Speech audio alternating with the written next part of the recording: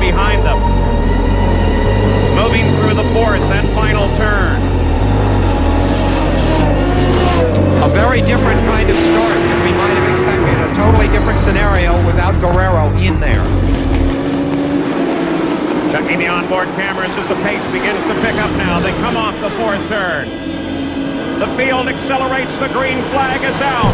And Eddie Fever moves to the front as the 76th running of Indy is underway.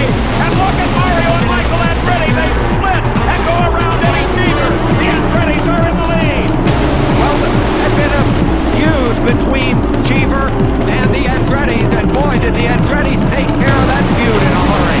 Right now, the Ford engines are 1, 2, 3, 4. There's no battle at all. They're running away with it, but of course the race is very early in going. And remember, the Ford engines were very fast in the final practice session. In fact, they were the fastest Ford car. And they ran very well 2 weeks ago in cool conditions, just like this.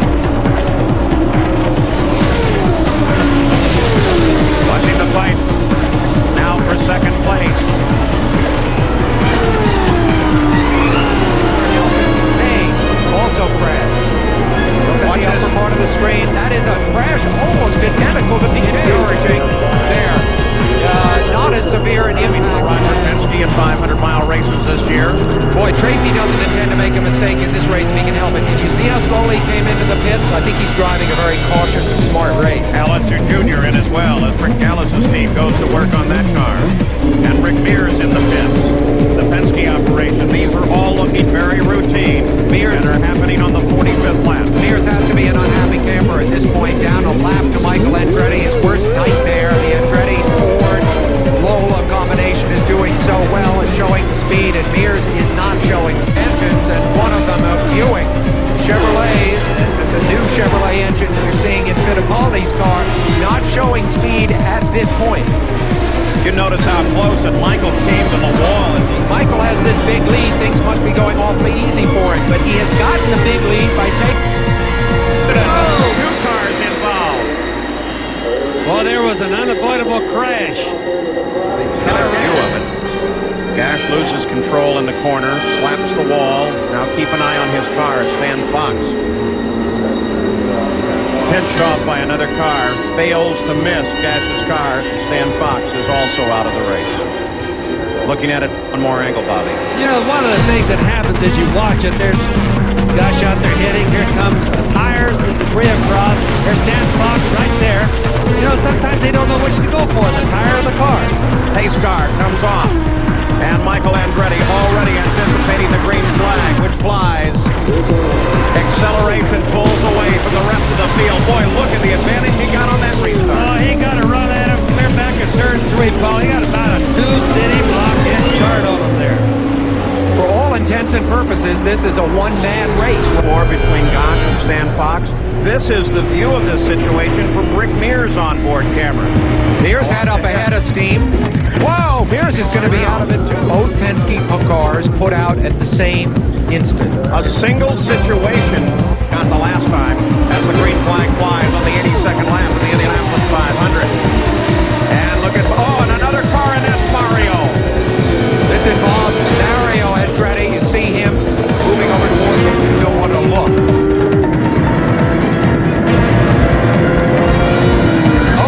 Back end just came loose. Yo. Boy, that gives you an idea how hard they hit here. Back end just came loose, just like you just said, Paul. There was Here and Al Unser, they are all on the lead. 7 of those cars. Where there were only 2 on the lead lap, there are now 7. Here's Michael Andretti in the lineup as he comes to the high side, looking for room to race. Whoa! And it looks like they got this one safely restarted.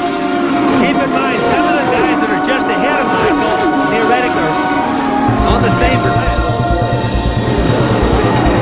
Now just violently. Boy, Jeff. Looks like Al Unser. They are all on the leader of the race. There's Scott Goodyear. Mario, by the way, Mario Andretti was 29 years old when he first won here, his only Indy win in 1969. Michael is... Now Scott Goodyear there, as you see on the screen right there, the kid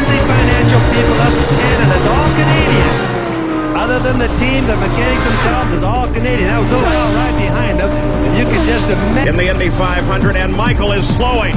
Michael is slowing. The rest of the field is coming past. Michael Andretti is slowing down. Al Unser Jr. will take the lead as Michael Andretti slows down at Indianapolis. An unbelievable turn of events. The man who has dominated this race on the 189th lap. Suddenly the car slows and Michael appears to be done. Oh, that is another Andretti thing. It's sad for Michael. I have never seen a race driver in my life that deserves this race more than Michael Andretti, and he isn't even going to make it back to the pits. There come the leaders, first and second. Al Unser Jr. At this point in the race, the man who led at lap 190 does not win the race. No, and here's the two guys, Little Al and Scott Goodyear, both, who really didn't look like much of a chance of winning this race early on. They had to gamble on different things happening to be competitive. Now they're 1 and 2 and going to have probably a heck of a battle before the checkered flag falls. Bobby, how important is it to Little Al to take his 500 win? Oh, it's so important. It's more important than any other thing in his life, Paul. He's the only Unser that's raced here that hasn't won, you see. Let's go down to Jerry Punch. Moments ago, this car owner was beside me, Rick Ellis, kneeling almost as if in prayer as they were watching his driver come out of turn 4, and Rick, laps winding down. It's very, very close. See what happens. It's a two-car race. Little Al toward the green flag. Little Al now being chased by Scott Goodyear. Goodyear for the biggest finish of his life. Little Al probably has a decisive edge in experience in these situations. If you think back 3 years ago, We need white flag. 2.5 miles. 1 more lap to go. If Scott Goodyear has a chance, the time is now.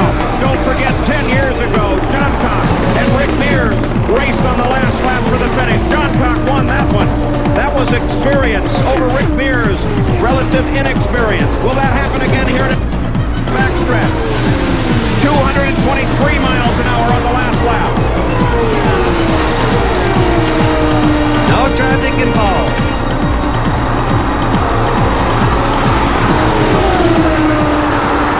They make the turn for home now. On the main stretch, Scott Goodyear closes in. He looks for a place to come by. Scott Goodyear tries it, but no.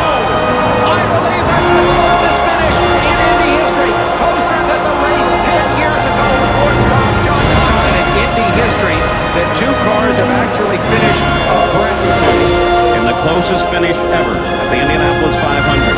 So close that the computer has not yet resolved the winning difference. And those are the only 3 times this race has ever been held on May 24th.